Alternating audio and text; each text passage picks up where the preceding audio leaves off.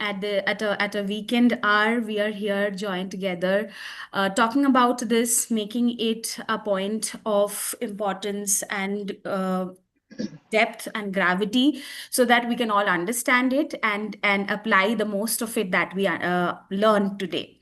So, as people are joining in, I would like to take this opportunity to introduce positivity as a brand and as a platform of mental health care. We are a growing startup headquartered in Singapore, and we operate across the world at different places, mostly in the Gulf countries, in Malaysia, and in India. I welcome delegates from all of these parts of the world, and thank you for your kind time and effort to be here. So, just give me a moment as I share our slides for today.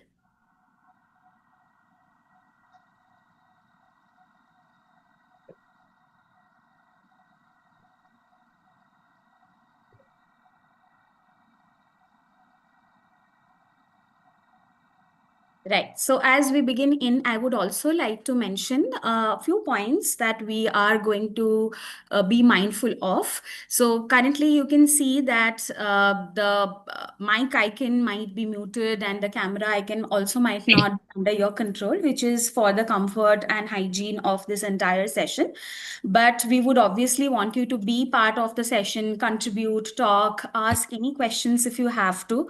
So, if you want to speak, if you have anything to talk to us about, you can just press the hand icon. We will unmute you, or feel free to just type in and put in your thoughts and opinions in the chat box. And as we proceed through the session, we will find some polls happening, and I would encourage all of you to just join in and give your candid responses on that, so that we understand the pulse of the cohort that we have here present with us today.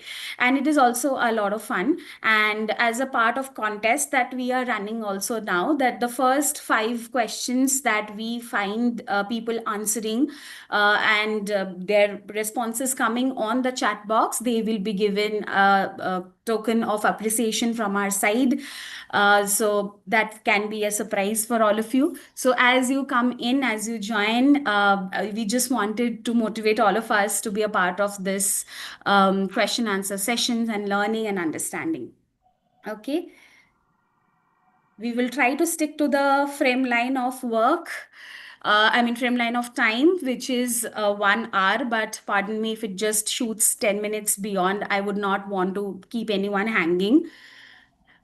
We also want you to take a quick look at the website. And if you want to get started with your mental health journey with positivity, this is the time, this is the scope. If you think there's something that you want support with, some emotional understanding, there are extremely experienced therapists and psychologists who are listed with us that can help you with. So now, as a part of Positivity's programs and collateral services, I would invite my colleague, Ms. Apurva. She is a business development executive with us, and she would walk you through these quick services that Positivity provides to our B2B partners and the D2C customers.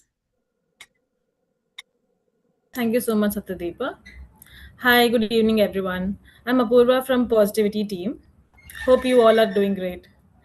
I will be quickly providing you the overview of Positivity 360 suite, which includes B2B focused end-to-end mental wellness suite built specially for the organizations to support employees' mental health at scale. We have 10 unique and bespoke services, which includes new hire psychometric testing. And this is a custom therapist led pre hiring evaluation to assess mental readiness. And then there is year one evaluation. So, this is a periodic therapist led check ins for new joiners to assess anxiety and burnout. And then there comes the whole organization mental health assessment. This comprises of annual study to understand mental wellness trends and the risks across the company. Workshops. These are the workshops in which We focus on education based sessions to break stigma, explain therapy types, and offer help seeking guidance. And then there is one on one online therapy. So, this is on demand confidential therapy sessions with certified therapists. And this is a service in which is accessible for both B2B and B2C segments. And you can go to the Positivity website and book a therapy session with 3 easy steps. And then there is a gift session. Next slide there. So, Kripa, next slide. Yeah, okay. Then there is a gift session. Employees can gift therapy to colleagues as a way to show care. Show care during high stress times. And this is like one of my favorite service from Positivity 360 suite. Because what can be the better way to show care for your loved ones? And then there is therapy at work. This is a face-to-face therapy wherein employees can walk in at the office for the convenience and the accessibility and take the therapy sessions with our certified therapists. Then comes their therapy at home. So this is in-person therapy at home for employees in critical need or who are unable to join online. This is for them. And then there is group therapy. So these are the small group therapy sessions to address shared non-confidential challenges and to build peer support among the employees. This is for them. And then there is a 24/7 helpline. So this is always an emergency mental health support via phone with our qualified therapists. So that is what it is. And lastly, our team will be very pleased to meet with you, with your team, and to present how positivity can add value to your organization.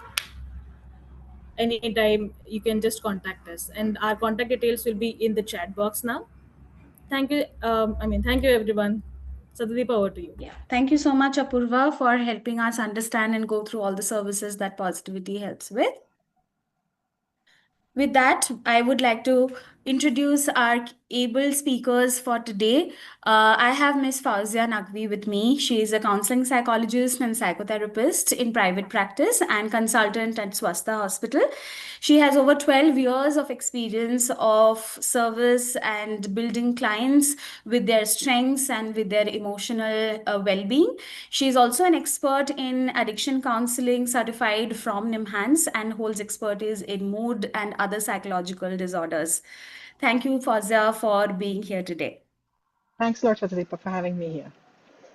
Thank you. Ms. Shomi Mitra, our other speaker for today, represents the corporate world, who is a bigger part of our business today and our partners in our continued process of work. Ms. Mitra is a senior talent acquisition specialist with UL Solutions. She has around 8 years of experience of mapping and connecting talent with the right growth field. She helps in building an ethos of a positive work environment with a growth mindset. So thank you and welcome to Positivity Session, Ms. Shomi. Thank you. Thank you so much, Shaptadita. Thank you. With that, I am Shatadeepa. I am therapy and operations lead at Positivity. I am a psychologist with 8 years of experience, and I work with adult clients in the area of relationships and self-esteem development. I'm very happy to hold this panel today, hopeful for a lot of insightful conversation to look ahead. With that, I would invite Ms. Fauzia to open this conversation and get started with the concept of what grieving may conceived as. Sure, Shatadeepa. It's not, as you started the session, it's not something that we like to talk about, but it's really important that we talk about this. So grief Yes, is something that's a human emotion across cultures and across lifespans. In different forms, it manifests itself, but grief is, we can call it a like a universal experience. right. Yeah. So you can keep moving the slides. Yeah. Yeah. So we'll be talking about, basically what's grief, the different ways in which we can experience losses. then the difference between what is grief, what is bereavement, what is mourning. Not going into the into the English grammar of it, but understanding the nuances of the experience of those things. Of course. Then, since we're talking about grief, I think it's also important that we understand that how do we learn to navigate that? How do we cope with that, right? Of course. And I have put a question mark after I have written disorder. That is Mm-hmm. grief really a disorder? Is there any pathology involved there? Is it a medical condition? Does it need treatment? So we'll talk about that. And Yeah. definitely, if we see someone in grief, so helping when we talk about coping styles, we are helping ourselves. But when we're talking about helping in grief, we're talking about how we can help others whom we see in grief, whom we Of see, course. people That's whom we very see, important. who, you'll understand, Shatadeepa, that well because you're also a psychologist, that we are, as in the helping profession, and even people who are not in the helping profession, we see so many people grieving different kind of losses, but they don't Absolutely. know how to express that emotion or even how to label that emotion that this is grief that I'm experiencing. Yes. So, Yes. so how do we help those people in grief? And when we see somebody, what would be a good stance for us to have that will help them to, to use their, to, to be okay with the process of grieving and not to shy away from that. So Right. that's how we'll be helping Supporting and people in grief. understanding is a very big part. Even if I am not grieving, but people around me are, how to make space for that. That is also a lot of learning. Definitely. And I think a lot of people, we find it a little difficult to even share condolence messages, what to Exactly. write, what to say, how to choose the right words even. So Right. I think that's where a lot of us can take back some important points that we are going to discuss today. Sure.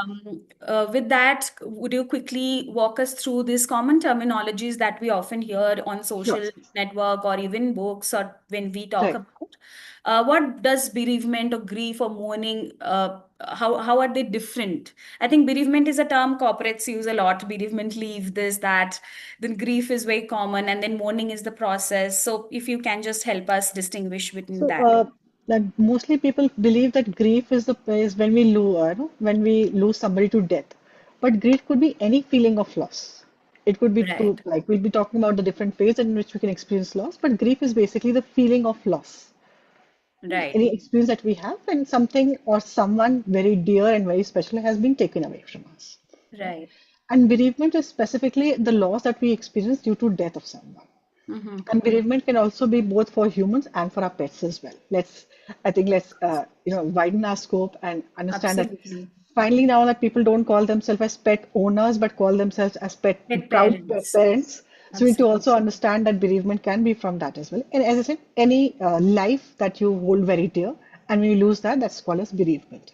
And Right. mourning would be when, like how we express that grief in a way that it is visible to the people around us. Of course, there's some kind of a grief that we experience, which the Mm. world is not very aware of. But mourning is, in some cultures, people wail, or like keeping the hands on their the chest and then wail out loud. So for Right. some people, it is like silent tears. Mm-hmm. And mourning also reminds me of, the concept of Rudali.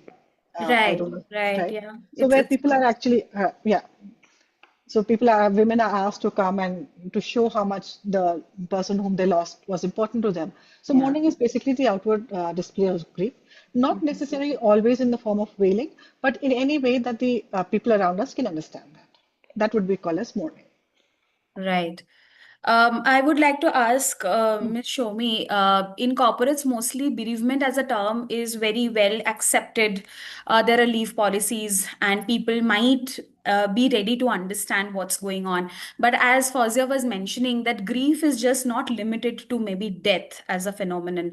It can be loss of anything that an individual is going through, maybe a relationship or an opportunity, a dream, or something that they were working towards, or even a medical condition. When we come to acceptance of that, the loss of a healthy lifestyle or being a healthy individual, that can also make a huge change in how we look at ourselves. So do you think there's enough space that people are talking about, are in a place of understanding that there could be a scope for that? Thank you, Shakilpa, for this lovely topic. Firstly, I also want to thank Fauzia. She started in a very wonderful way. She just mentioned our today's topic is something we do not want to talk about, basically. Yeah. So sometime, identifying the fact that I am going through any kind of loss, it could be anything. Like nowadays, we understand grief is, it's not related only to physical identities. It's something mental. So coming or knowing any news of your close member or something can give you a kind of emotional hit, or kind of sometimes a situation where we do not understand this is probably grief or we need to talk about this. Right. So this is something very crucial, because again, we do not have any rocket science or formula to deal with it. So we Mm-hmm. are dealing with humans. Sometime you will come across people who has this acceptance that yes, something has happened and I'm going through something which is not normal or which is not usual, and I'm probably some help may again help me to build the normal situation. So identifying that is something very important. And of course, in corporate, giving, not only in policy, but I personally feel giving such kind of environment where you can speak about not only about yours, but in an as a common fact of such kind of emotional sides, that is very important. And yes, I do feel nowadays in corporates and in organization we see such kind of policies which is given more acceptance. People talk about it. We do give training to our leadership also, how you can give it's not always choosing right words during this period. When you speak with somebody who is going through such period is very important. So giving such kind of training, giving a open scope culture is very important. And I do feel that yes, in nowadays corporate we do implement that. And as I said, it's not only in policy, it starts With from right awareness. awareness, and from starting from the hiring a person. So the Yeah. company cultural fit is very important. Nowadays we do not look at only the skills or the technology company is looking for. Mm-hmm. We also go through several behavioral tests to understand what kind of mental state or background the person is probably coming from. And Correct. such tests help us to understand whether the person is a right cultural fit for the organization overall or not, keeping the technical expertise aside. So Yeah. Yeah. yes, nowadays we give like on a bigger platform, I can say yes, people are giving importance. The scope is there. People talk nowadays about it.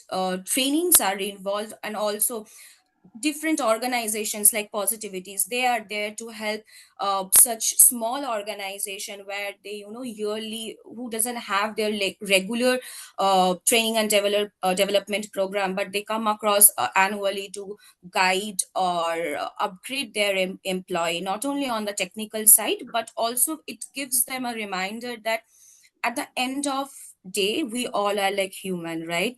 We Of all course. are coming from a different background. We when we you know just entered the office, you do not know what happened to me yesterday or in the morning, from which background I am coming from.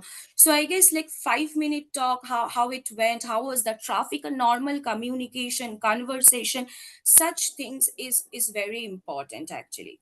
So yes, of course it's Absolutely. important. And we do encourage people to talk more about it, even though it's not part of It's your difficult.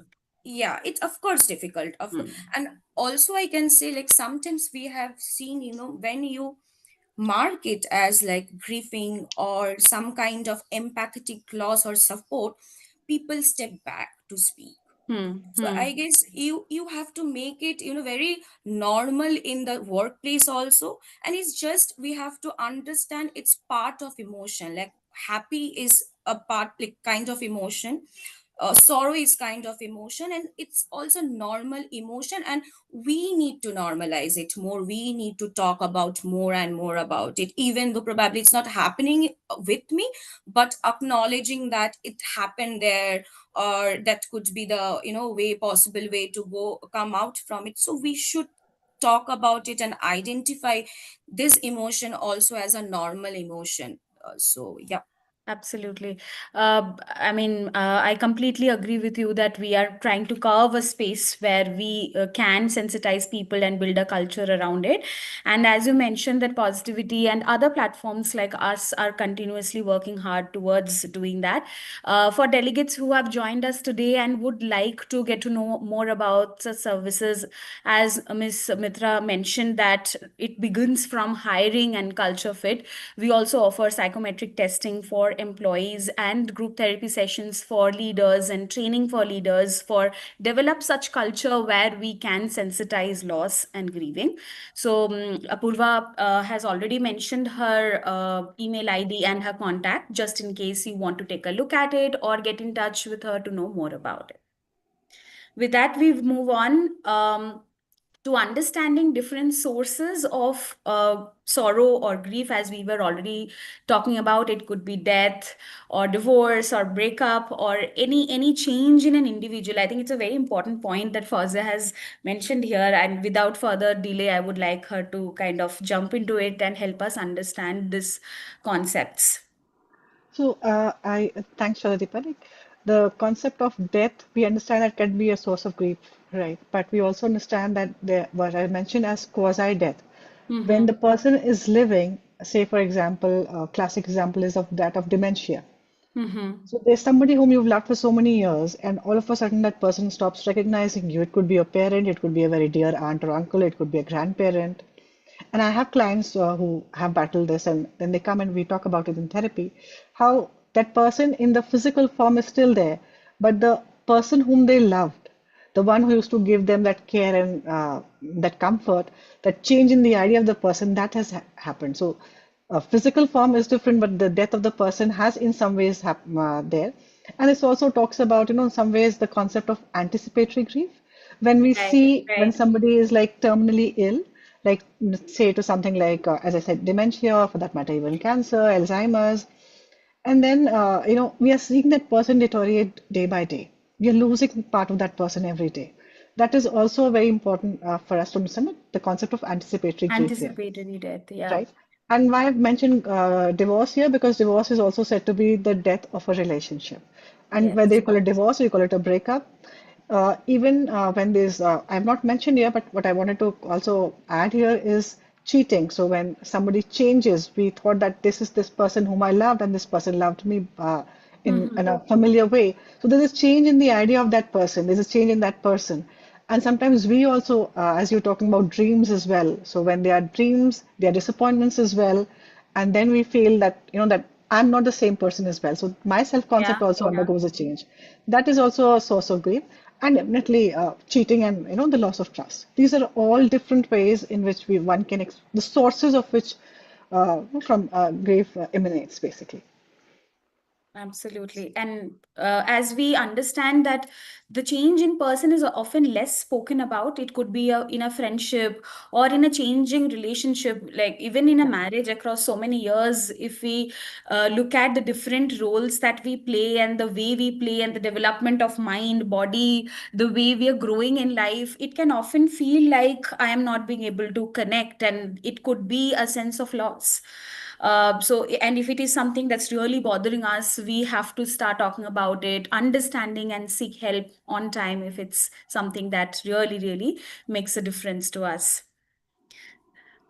Going further with the same topic and understanding deeper, I would like to introduce the topic of grief to be robbed. Often grief is known as a thief. It why are we grieving? Because something has been robbed of us, something which was dear to us, a cause of pleasure, a cause of satisfaction, something so lovable and comfortable has been taken away. The unfairness of it, the pain of it. So why don't you talk more about it, Fazia? Yeah, it's a beautiful way to say that grief is actually a thief, because the literal meaning of grief from the word Latin word that it has come from is to be robbed of something. And Right. so that's why we use the word many with the grief is the verb that we use is almost like a feeling of something being snatched away from us. So Right. whether it is, Right. something that you were holding dear, it could be the person, their presence, their memories, and also, in terms of the potential that that relationship had, of all the dreams that we had, Yeah. of the Yeah. shared dreams, and also in some ways, then later you realize, oh, I have traversed this journey, but this person is still here. So it was kind of a solo journey for me as well. But and I'm not used the we call grief to be robbed, because there's a difference between robbery and pickpocketing. So robbery is when people do it right there in front of you, so you can see that happening, right? Yeah. So, Yeah. so it's happening to you, but you are helpless. So that helplessness is covered by this word that you are being robbed of when you are grieving somebody, or when you're grieving any other form of loss, somebody or something as well. And the helplessness part of it, as you mentioned, increases our suffering, increases our pain, because we feel so much out of control that we can't do anything about it. It's like getting up every day and feeling that pain. Sometimes a lot of clients walk into our offices and say that it never gets better. I mean, a lot of people say that it gets better, it's not getting better. So that's something that really makes us stay with those experiences as feelings, right? Definitely. I would second that. A quick look at Yeah. this quote. Huh. This is one of like David Kessler is a very well-known grief educator. He Yeah. had also many personal losses. If somebody goes through his history, it's really heart-wrenching to know all that he's been through. But he's used that, he's understood from those experiences and has really helped the other people who are grieving. So I just wanted to bring out this uniqueness that in some ways we are all grieving like the others. Some part of it is common with some of them, but there's a certain thing which is like like the imprint or the iris print, which is very unique to us because the circumstances are very unique. The loss is unique, and the person who has Going lost through it. are Yeah. also very two very different things. So we can't always compare them.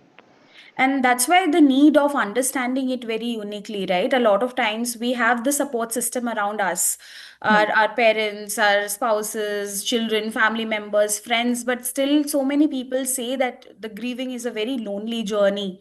I don't really understand. I mean, I don't have people who understands this, and that's Hmm. when maybe therapy and the job of a therapist really makes a difference. Also, with that, I mean, how you mentioned that we all should sensitize ourselves to make space for the unique experience of grieving. That's where I would again come to Ms. Shomi. Do you think that leaders today are making an effort to understand that it could be unique? Because I have seen, or I have heard clients talk about how they were dismissed. How they are often told that, okay, if I could come to office after my father passed away, I don't see why you need 2 extra days to grieve for your pet. So that kind of dismissal can be extremely heartbreaking and create a very wrong kind of culture. So, what are your thoughts over there? So yeah, absolutely. That do exist nowadays as well. So there is no denial about that, and that's why I said like cultural fit is very important. Right, start from the beginning when you identify a person from your organization, and also I will say as I am like directly involved into hiring. Last few years in my career, I have seen a change where people, when they change their job, they give a importance apart from the salary and career scope, the kind of culture the employer brings. Sometimes I have come across people who are just moving out not because of the salary, not because of the designation, but because of the work environment they are having currently. So now these people are giving importance on that. So identifying a right employer is very also important. And uh, again, as you said, not all, they have, most of the organization, they have such policies in their in the annual policy frame probably, but they do not implement that, or they Implement do it. not Yeah. There's a gap. practice that. Yeah, practice that. So there, the cultural fit of, or cultural practice of an organization, actually cultural history of an organization, how they played their role during any pandemic or during any kind of world economic loss. So what was their performance during those periods? So such kind of evaluation currently employees are doing when they change their job. And there, Wow. I guess individually we have a role to play to identify the organization, because nowadays it's very evident, whatever field we are into, after, like, we actually spend more time with our laptop in the workspace. Uh, Yeah. we are not, like, most of us, like, we are away from our hometown, we are not staying with our parents, our friends are only available in the weekend. So I guess choosing the right employer along with your salary and designation is very important. So when you do that, some extent you get a ease to talk about your own emotions. And as I said initially, employer plays a very big role here. Not only in policy, they have to implement it in their regular practices. Mm-hmm. There, the HR admin plays a big role, where you Yeah. need Yeah. educate, educate your employees that such policies do exist apart from your financial bonus. It's not only Yeah. Yeah. always related with your finance, or such like commercials. We do acknowledge nowadays the mental health is very important. And of course, we have several behavioral psychometric tests when we choose leader, because they shape the organizations, they shape the team. So most of the organization employer who practice such kind of policy, they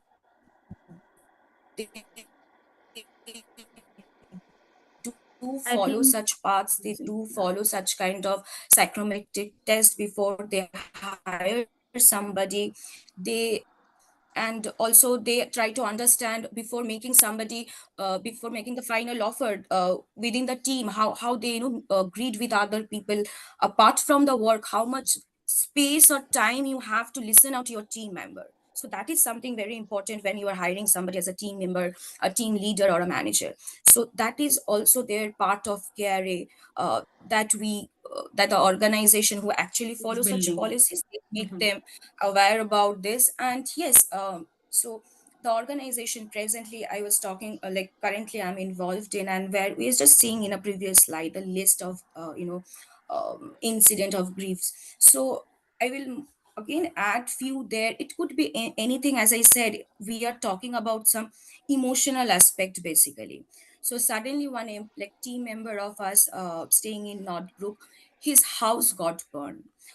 Fortunately, nobody harmed his pet or family. I mean, everybody is safe. But again, a house who he or his family has built, again with so many years of effort, emotion, and such things, losing it overnight, it's a huge impact.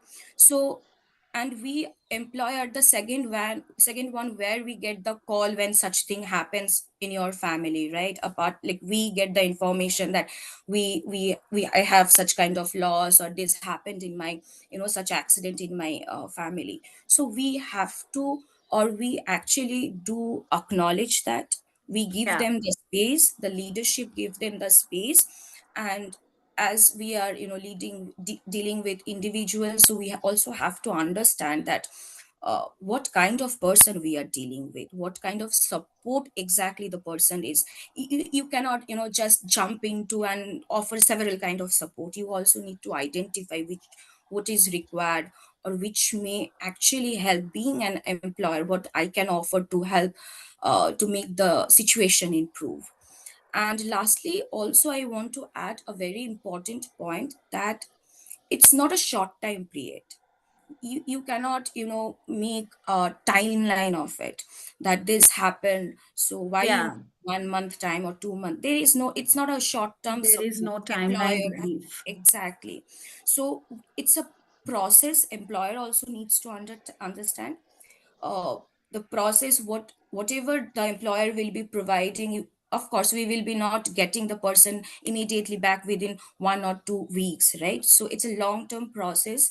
We have to give the time, and the employer who actually practice such policies, they do follow such things. There is, we try to, give them not only paid leave but the flexibility, maybe a long term work from home, some kind of workload share, Yeah. or maybe a team outing apart from work, different type of communication, different Or even outing, as I said. sensitizing team members that this Of person course. might be needing help and resources at this point, and Right. maybe not asking questions, but just being there, right? How to Exactly, be there, exactly. like how Fauzia was mentioning. And we have a slide on that. So let's keep moving. Let's understand factors influencing perception of loss. That is also very, very important. How we were discussing that not all of us grieves the same way. How some of us might feel it extremely intensified. How some of us can quickly jump back being functional. That can make a difference. Over to you, Fazia. Yeah, so as mentioned here, there are the few factors that can be influencing this is A, the personality of the person who's grieving the loss. So whether they are extrovert, whether they are introvert, how much support do they perceive, about how much resilience do they have. Definitely their previous loss experience. If there's been successive losses, or also this how was the previous loss a loss? Was there also trauma with that loss? Because not every loss is traumatizing, but definitely with trauma there comes a loss, not the other way around. So in the previous loss, if it was something that they were able to handle better, how is it this loss for them this time? Definitely, in different cultures, how we look at losses and what constitutes as loss is also very different. First, in certain cultures, just to give you an example, a miscarriage or an MTP may be considered a huge loss. For other people, it may be, oh, just go away with it, just move away with it, nothing big to Yeah. wail about. So, and the role of the person in the family, whether it's the head of the family, whether it's a young child, whether it's the gender as well. So, rules around what is okay and how do we experience that loss. The developmental stage as well, because a young child losing a parent versus a middle-aged adult losing a parent, very different experiences, right? Not saying that age alone is the same factor, but these are like a combination of all these things. There's no one single factor here. And definitely the nature of loss. As I said earlier, was it like something like an anticipatory grief, something that we were probably thinking that this can happen, or did this come just all of a sudden? Uh, Also, is it like in the natural order of things? Like as I read somewhere that when a child loses a parent, you call that as orphanhood. When somebody loses their partner, you call that as widowhood, widow or widower, right? But when a Right. parent loses an older child, Yeah. there's no word for that in There's at no least word. one of the three, four languages that I know of, that it truly encompasses the magnitude of the loss. So the nature of the loss also makes a difference as to how we perceive that loss, right? So if it's whether it's a child losing a parent or the other way around, that all these things Yeah. will, and not a single factor, but a plethora, combination of all these factors. All these factors. Very Right. true. Very, very true. With that, let's take a break and engage in some interactive activity. Can I request the tech team to help us with the first two polls?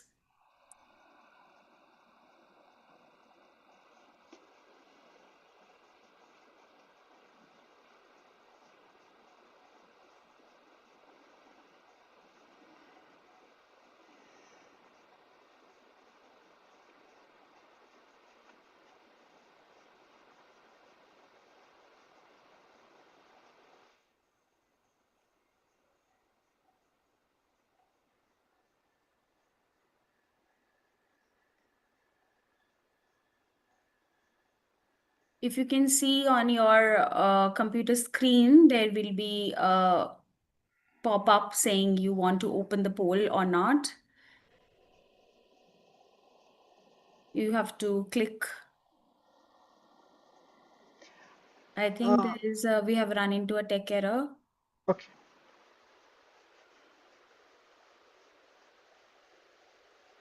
Laksh, can I please request you to take a look at it? The Slido slide is not loading.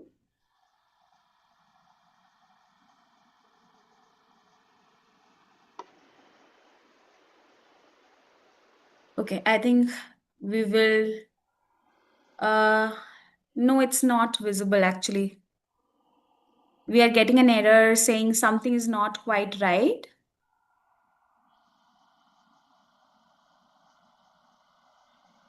Is it loading for anyone else? Not for me. Okay, I think we can come back to this or try to take the next two which we have scheduled and not um, wait for it. What about the participants? If it's an error for the panelists?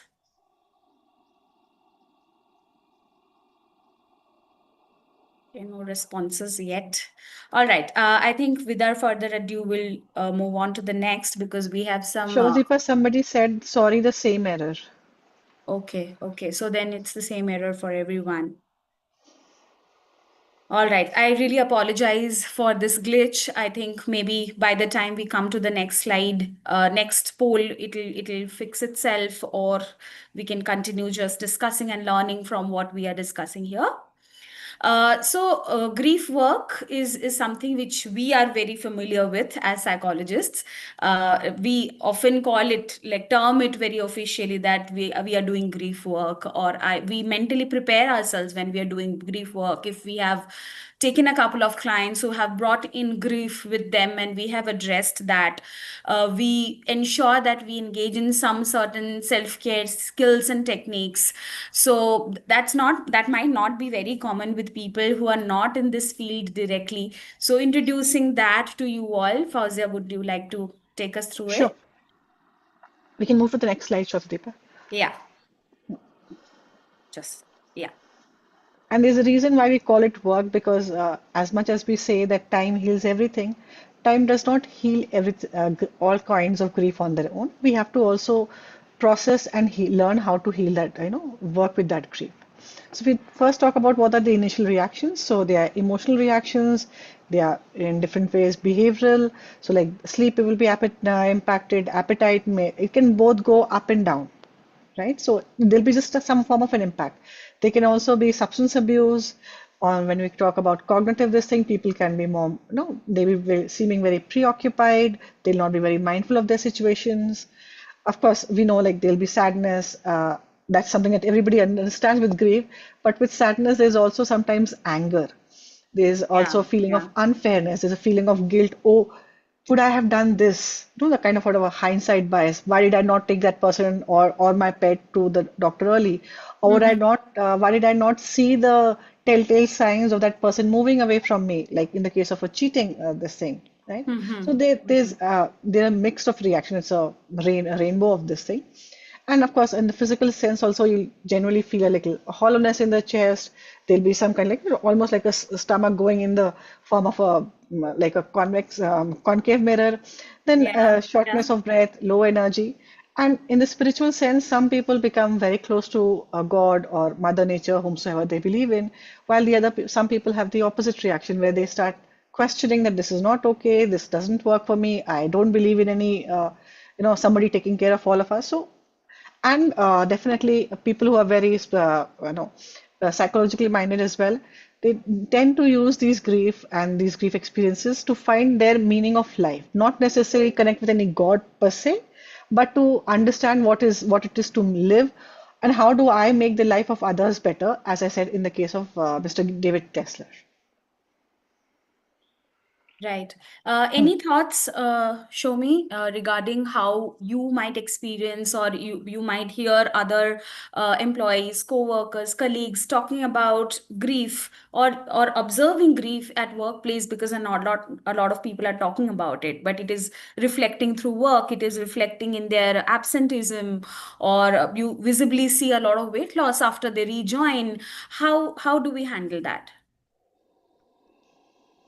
So yes, of course, it could be several things. Like the person can go through different stages, and that can impact the person in different ways, basically.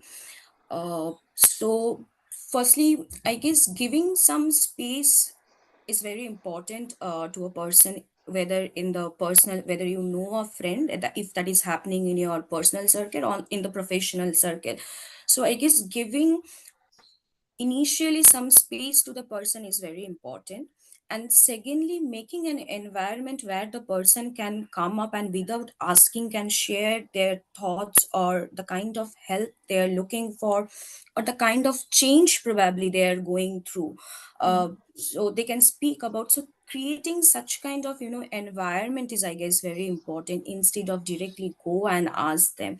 As I said Right. initially, while speaking, it's a very sensitive period.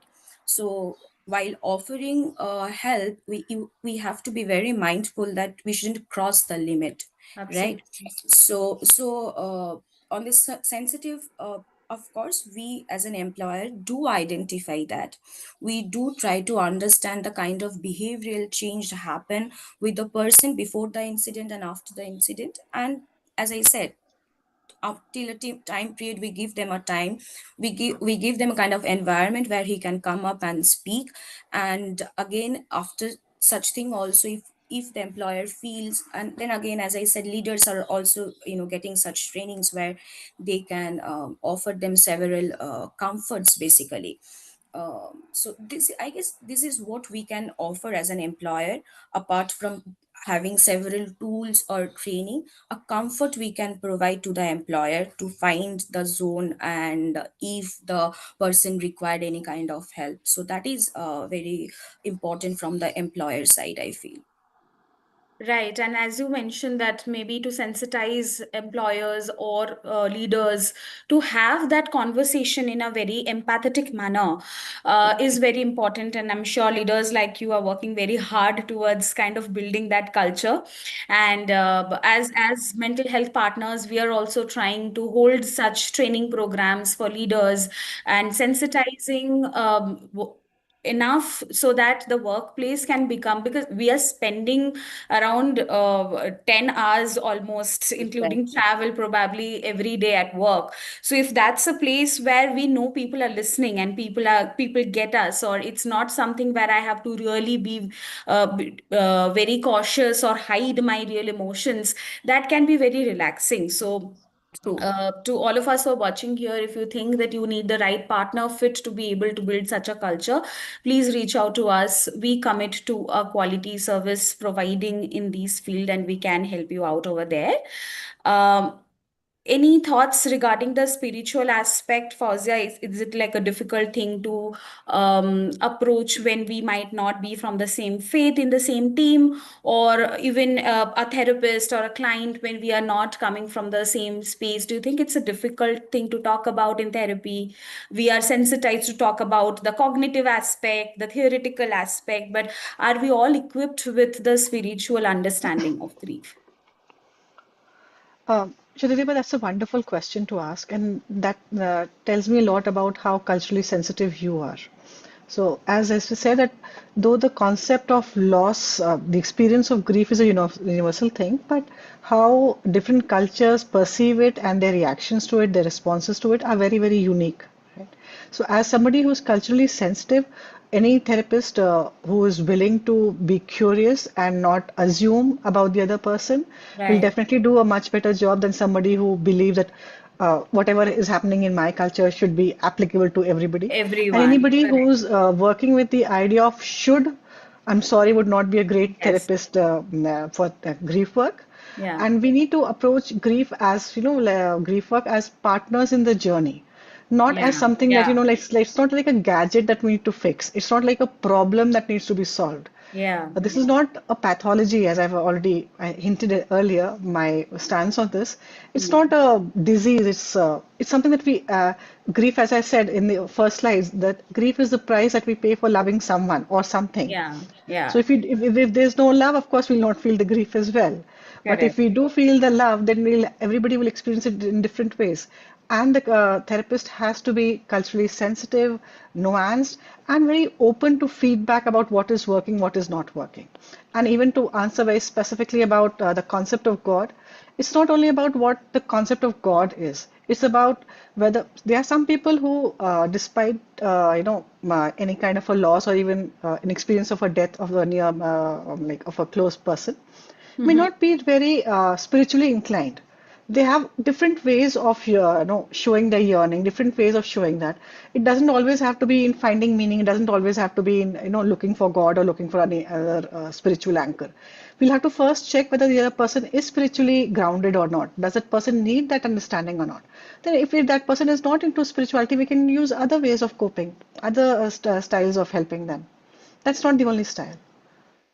Correct. And I think I take away the word curiosity from this, Fausia, that for everyone out there, not just a trained therapist. I mean, if there are young psychologists watching, I think it was a wonderful take for all of us to take away. But for anybody who might not be trained, it's a very good path for walking. If we don't not know something, if we are not sure of something, extending a hand of curiosity and asking more questions and believing this journey as a partnered journey can help us be very mindful and respectful in this entire journey, make space for each other over there. Okay, so the tech team has informed us that the polls are working now. However, on my screen, even though Laksh, you have shared the results, I can't see it. It still says something is wrong. I'll just take another shot at it because we are scheduled for the next two polls in the next slide. Let's try. Can you shoot poll number 3 for us, please? Okay. I am still seeing the glitch. Don't know about others.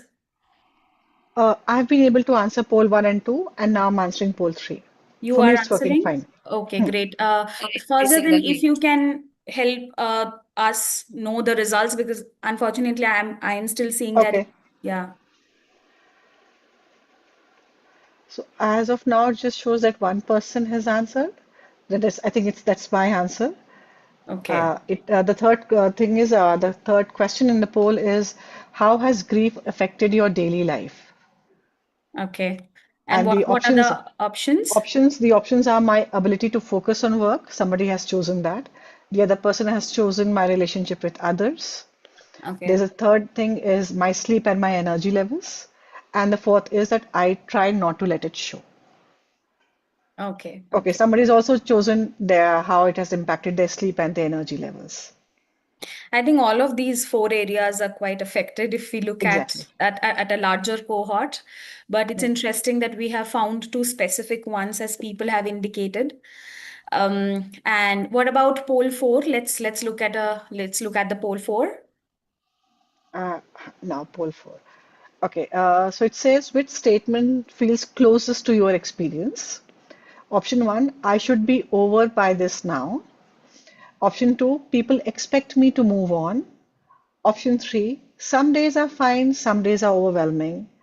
And option four, I don't even know what I'm feeling. Any responses so far? As of now, Okay, I okay, can see. we have, okay, three responses, and all of them are saying some days are fine and some days are overwhelming. Okay, now it's working for me. Yeah, Okay, 75% of huh, us have indicated that some days huh, are fine and some days are overwhelming. And 25% says people expect me to move on. exactly. And I mean, I was expecting that maybe this will be the higher percentage, but it's good to know that it's still there, but at a lower, but maybe in a larger cohort, the results might vary. Uh, Exactly. I think this is a good hook for Show Me. Do you think in the office space, a lot of us are kind of supporting each other and saying that it's okay, we'll move on, don't worry about these things. These can be coming across as a frivolous comment, as a friend, as a colleague, and can be triggering. How much are we doing to even sensitize everyone at a larger level, not just the leaders? I think we have spoken about leaders who are handling teams who are already feeling responsible. Maybe they work a little harder or do their homework before addressing such situations. But in a canteen or in a non-official setup, when we are connecting, a lot of people might just want to cheer their colleague up and say something like this. So, what can be a good strategy to kind of sensitize all? You're on mute. My bad. Yeah, so I was actually saying, I guess here the employer or organization culture plays a huge role. As I said, it's not restricted to the policy, but the culture. When an organization follows such things in as their culture, then it's not restricted to the leaders only, or not only to the managers. It's actually followed down to the normal, employees or team members, apart from their grade or level of what level they are working actually. So yes, whenever such things actually happens, then we do intimate or inform the team members what actually happen, and what their role could be in this, and what kind of role they can perform to make the situation better, probably once the person is back on the floor. Mm-hmm. And as we understand, it's a process basically. It's not a Right. something short term period or long term period. It's a process basically. So we definitely here, basically, as I said, like the HR department plays a huge role, and here we make sure that such things actually happen in the ground, and the environment, basically the person who actually faced such incident actually getting such kind of comfort in the work level. And we do monitor that. We That's why the kind of education, the kind of training is important. Environment where we can speak up on a regular basis is important. Yeah. So giving a culture, giving you an environment where I'm aware that if something happens to me sometime, I I can can go somewhere. easily, yes, Yeah. easily Yeah. come back to my team member or my leader. I can speak up. So giving such environment lies under the organization culture actually. And we do focus on that. It's not restricted on any level of manager or lead. It's actually a flow downs to all the employees we Every actually level. work Yeah. inside the office and who is on the ground probably. Wonderful. So And yes, like you were that's mentioning that the everyday dialogue, that's an important note to make because how right. we started this session, right? This is not a comfortable thing to talk about. We might Correct. not choose to talk about it. But when we see, not just anything that happens personally, but when we Right. see certain news which are disturbing at different levels, so many things are happening around us where there is grief, when we pause to even talk about that, and we are all observing that okay, we just spoke about something which is so painful, and all of us could make space for each other and there was no Mm. judgment and people were Absolutely, empathizing. absolutely. That can be normalized to a great extent. Listening somebody without judgment is very important, I feel. So that Yeah. is something, it's not only about listening. You have to listen without judgment and with empathy. So that is very Yeah. important in the work, or in the personal, or in the friendship level as well. That helps and builds that culture that you're talking Right, about on a right, daily right. basis. Right, that trust we need Right. need to, Shakadeepa, we need to build. So it's not that one day it will happen and that day I will Then come. we will address. Yes, Yes. Yes. we need to make our employee aware from the very beginning that yes, we have that comfort, you have that comfort, where if it happens, you can comfortably come back and we can be part of this process as well. Absolutely. So, I think we have touched upon a lot of very relevant and interesting aspects which we think about but might not talk about. So, I'm Right. very grateful for the current space that we are in right now as well. Some the polls that we did just now also opened up a window of how we experience grief and how often we get responses like "move on" or "I should have moved on by now." Some days it feels okay, some days it doesn't. It affects this area but not that area. So I think this is a good context to quickly go over something which is very popularly known about grief. I mean, if you just hit the internet, 5 stages of grief will just pop Right. up, and everyone now by now knows about it. So I think we were a little reluctant to really include this or not include this, but since it is something very well known, some of us might be expecting this, so we thought we'll just include it. So not particularly in this order, but these stages might appear. So if you can summarize this without pondering a lot on this, that will be very helpful for us. Sure. So denial is when we are not willing to accept that this has really happened. Hmm. So we are denying the reality. And anger could be, as I said earlier, anger could be at the Almighty. Anger could be at the person that person did not take good care of themselves, and hence that this happened. Bargaining a lot, if maybe if I did this, or maybe if I can do this now, can this be reversed, right? Especially in the context of relationship loss, a lot of this happens. Then depression. Depression here does not mean the clinical depression as we talk about, but depression as in a feeling of sadness and sorrow and hollowness that we experience. And acceptance as in uh, sometimes grudgingly, sometimes not so grudgingly, but the acceptance that yeah, this has happened, and this in certain ways this is irreversible as well. So whether it is a breakup or a divorce or a miscarriage or a death of no, a child or of an adult. But after the 5 stages of grief and all the bad press that they got, David Kessler and Elizabeth Ruber-Ross went in and added one more stage, which is they called as meaning making. But when we talk about the stages of grief, as you mentioned rightly, Shatadeepa, they don't happen like day one or like month one, month two, month three, that way. They're all jumbled. Sometimes the bargaining happens first, sometimes the denial happens first, sometimes the Yeah, yeah. acceptance happens and then the denial comes in later.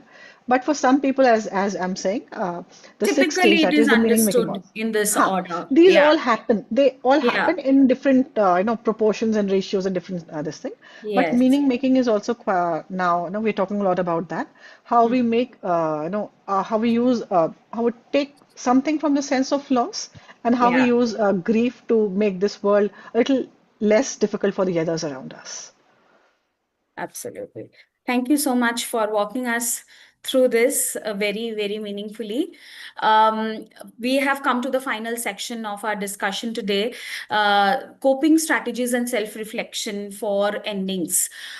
This is something that maybe most of us have looked forward to in this session, that, okay, so much of grief and grieving and different kinds of grieving, yes, but how do we go about dealing with it? That's the main, I think, solution focused work that we often do.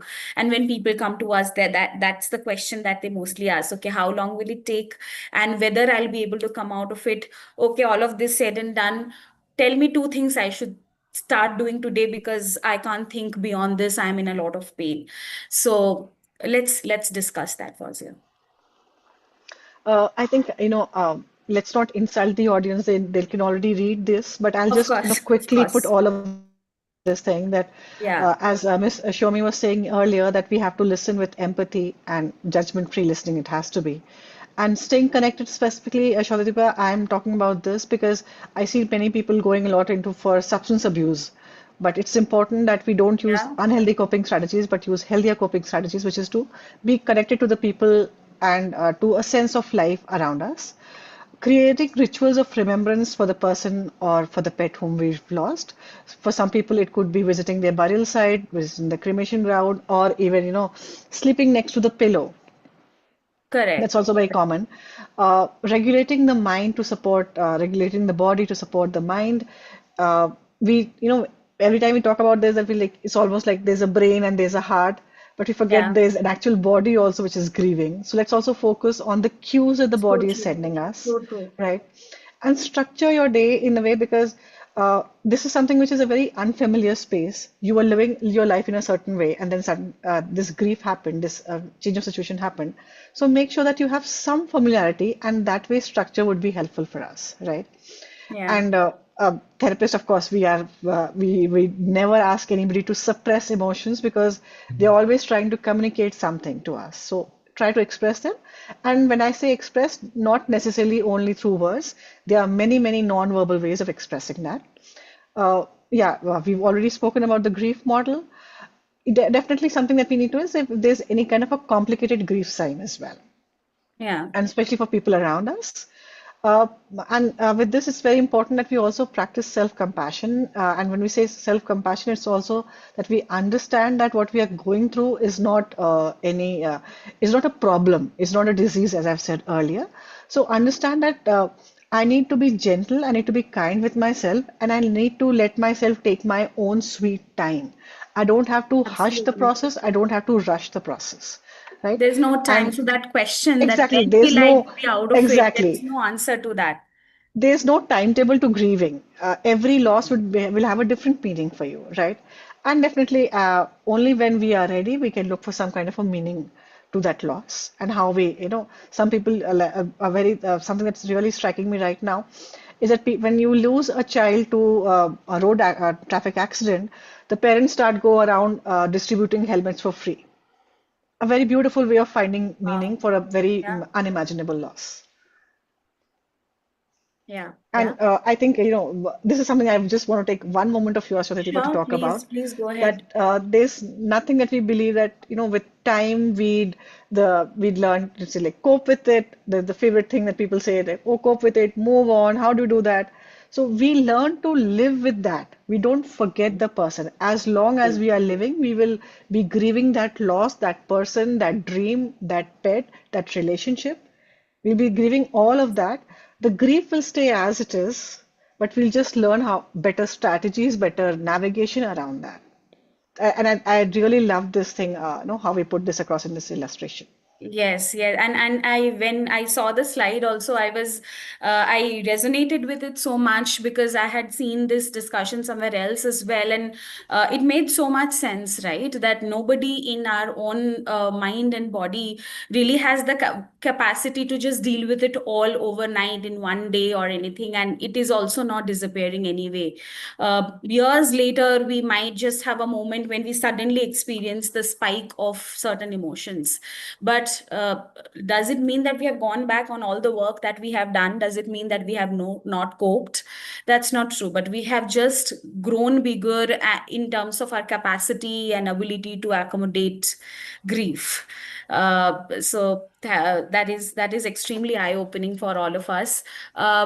Show me, would you like to add anything from your side as coping, as you see in an organizational structure that you do at a a professional level? Might doesn't have to be very technical, but something that has helped you or your friends and family.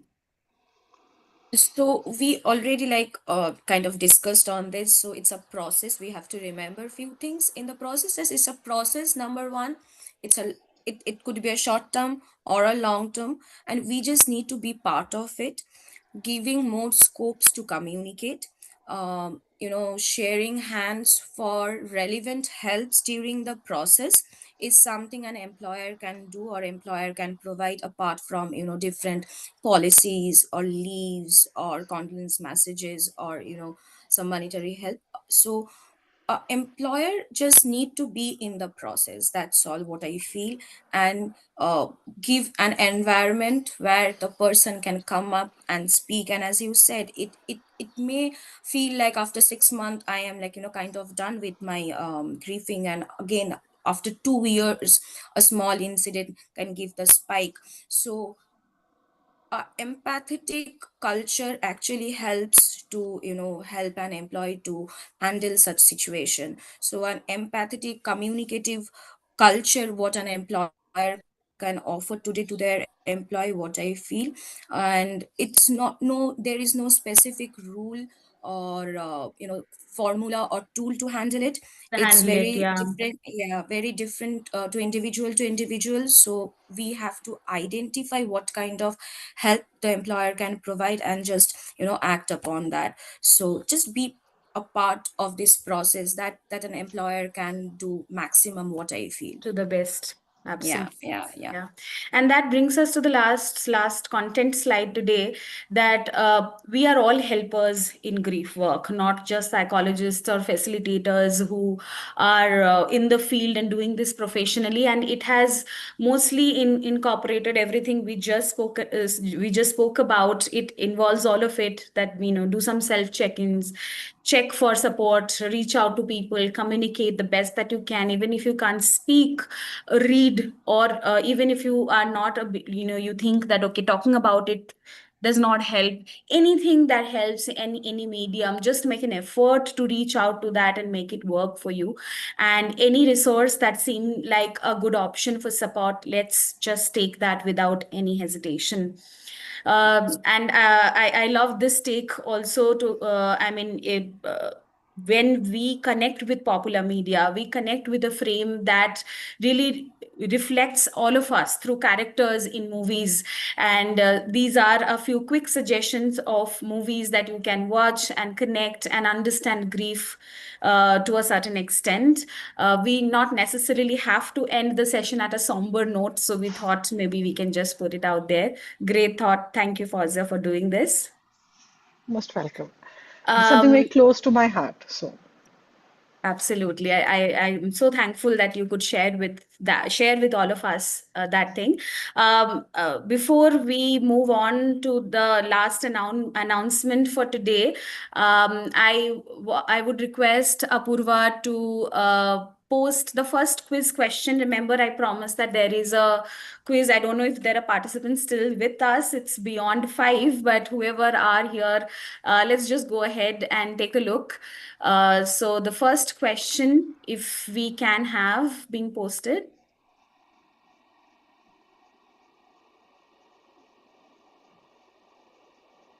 Okay. It's Apurva, I will also request you to make a note that Mark has responded to that question and it's the right answer. So I mean, again, reaffirming that it necessarily does not have to be the first stage, but typically understood to be the first stage. Yes. Uh, Anybody else? Should we go to the next question? Can you post the next question?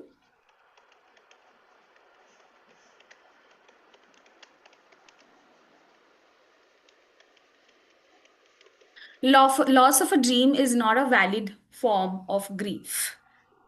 Is it true or false?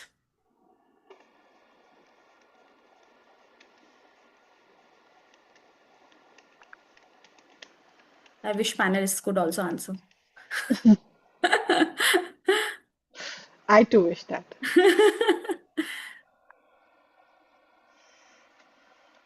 Okay, no one. Should we go for the third question if anybody else is still in a mood to kind of engage in this? So to answer that, yes, it is a valid form of grief. Any form of attachment or any form of love or care is a valid form of grief. Okay, Mark says it's false. I don't know if you are kidding or anything, but yeah, it's actually not false. It's true. If we have a form of idea, concept, anything which is loved and very cherished for, we have held for a really long time to us, loss of that can cause grief, can cause a lot of sorrow, and we all need to make space for that. Final question, please, Apurva. This is fairly a recent one. I think all of us should be able to say that structuring your day can help in coping with grief. True or false? We just spoke about it.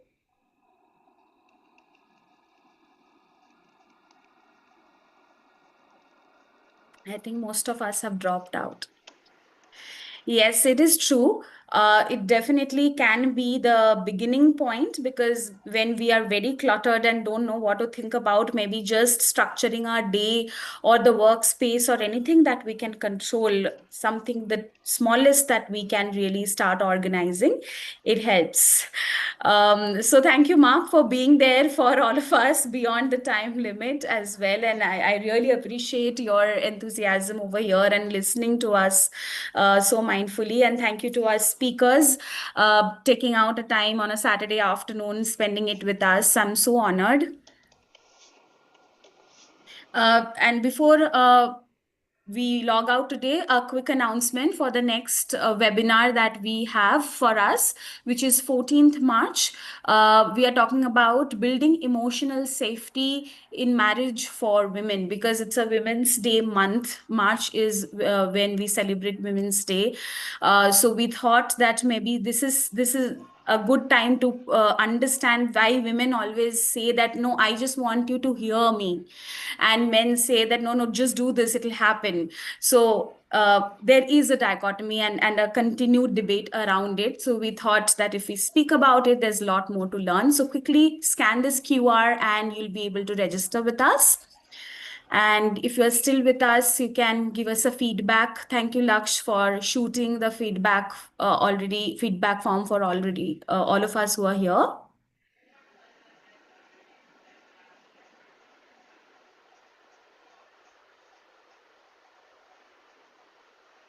Next question.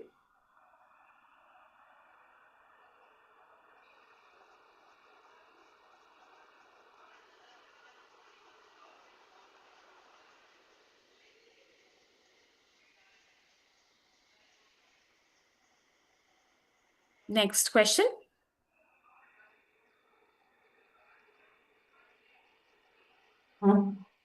And I think this is the last one or the second last one.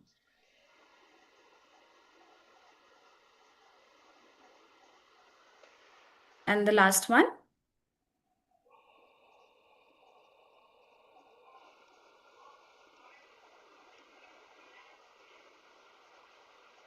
Okay, thank you. You can pull it off.